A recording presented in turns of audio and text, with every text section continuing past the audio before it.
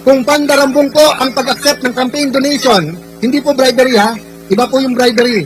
Yung may tatakbo, may kailangan kontrata, eto. Wala pong kailangan na kontrata po, yung mga nag-donate kay Kuya Dante. Wala po.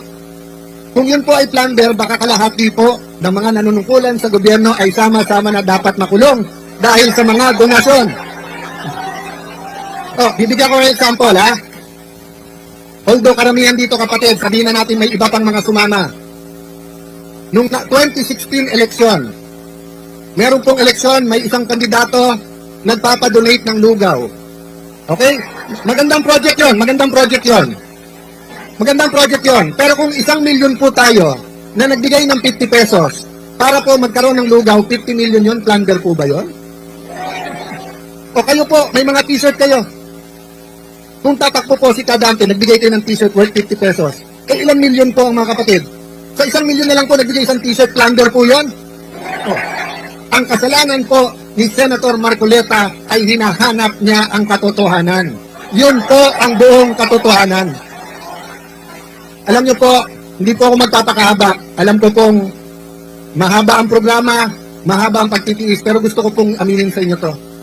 Kaninang umaga, nung pinapanood ko yung video at malakas ang ulan at hindi po umaalis, tapos may konting kaguluhan, nagsisigawan, "We are one."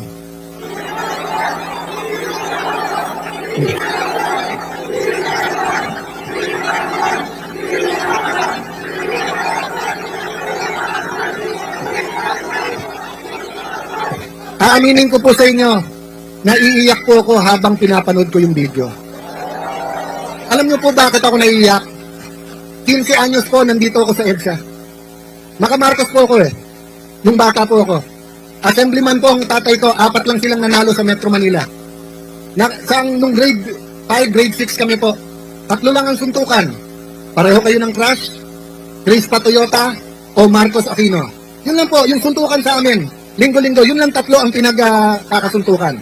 Inuunahan mo ako sa crush ko, mas pogi ka, ako, Chris pa ako, Toyota yung mga klase ko.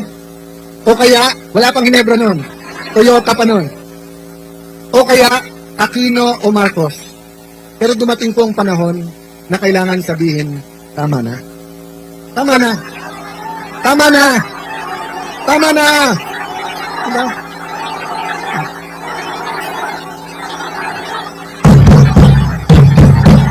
Tama na.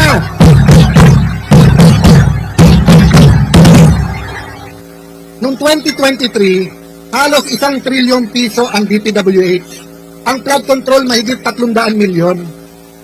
Ang maintenance ng roads, unang beses, 1/3 din ng budget, mahigit din 300 milyon.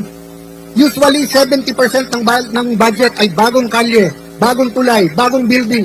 First time po noong 2023. Flood control at saka maintenance. Ang maintenance po hindi pa iniimbestigahan hanggang ngayon. Hindi pa rin po natuwa, 2024, wala pa rin nagsabing tama na. Ganun na naman ang ginawa. DPWH pa lang ho yan, wala pang DOH yan, wala pang Department of Agriculture yan, wala pang BIR yan, wala pang LTO yan, walang smuggling pa yan, at lalong-lalong wala pang kita sa droga yan. Kaya nung dumating ang 25 na SONA, natuwa tayo nung sinabing maya naman kayo kasi ibig sabihin may nagsabi sa ating mahal na Pangulo, "Boss, tama na. Boss, tama na." Ano ang problema? Ang problema, nung natutukoy na ni Senator Marcoleta kung sino mastermind, nasabihan si Tingla, tama na, nalalaman na kung sinong Ang problema, nung hindi na namin kinaya at pinalitan na namin si Tito Soto, may nagsabi sa Malacanang, tama na, wag niyo payagan yung mga yan makaupo. Sabi nila, tama na, litisin na. Tama na, litisin na ang ating Vice President. Nangako po kami, fair yung ating pong paglilitis. Eh bakit ayaw po nila isabay ang hearing ng flood control dun sa paglilitis? Selective justice. Diba? Kung sino lang po ang gusto nila. So ang ibig sabihin po, gusto natin maging malapit tayo sa ustisya. So sa malayo, ang ginagawa nila parang malapit. Pero pag tinutukan mo sa malapit, malayo. Malayo po ang ginagawa nilang hustisya. Kanina po papunta dito, we are one. Pangarap ko at dasal ko para sa atin lahat. Sana po, maging Katoliko, maging born again, maging Muslim, maging kapatid sa Iglesia ni Cristo, maging Bisaya, maging Kapampangan, Bicolano, maging bata, maging matanda. Bilang Pilipino, nakasigaw tayo, we are one! We are one! We are one!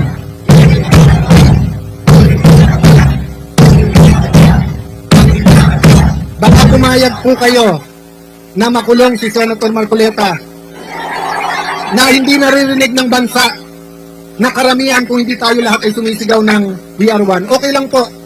Pagkatapos po ni Senator Marcoleta, isa-isay na po kami. Kasi ngayon, dalawa na po ang nawawala sa kasamahan namin. Sinasabihan na si Senator Bongo, lalabas na warrant mo. So 21 na lang.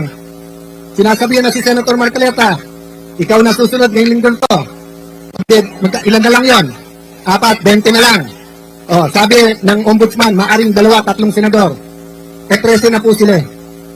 So yun yung hangarin, nasa 13, pwede na nila convict ang isang impeachable na officer. Oh. Kaya, yung iba nating kasama sa EDSA noong 1986, yung pong nagsasabing laban, ay ngayon po hindi lumalaban. Bakit po? Bakit sila hindi lumalaban? Bakit sila hindi sumisigaw na we are one? Dahil gusto nila pag na-impeach ang Vice President, sila ma-appoint at sila naman ang maging Presidente. Dahil, bakit naman papayag ang Pangulo na ganun magiging Presidente? Kasi ang sabi naman ng Malacanang, sige, mag-agawan na kayo. Wala namang eleksyon eh. Magsatsatsa naman tayo. So, lahat po to ay sa pangalan lamang ng simpleng gawain. Ang gawain ng flood control.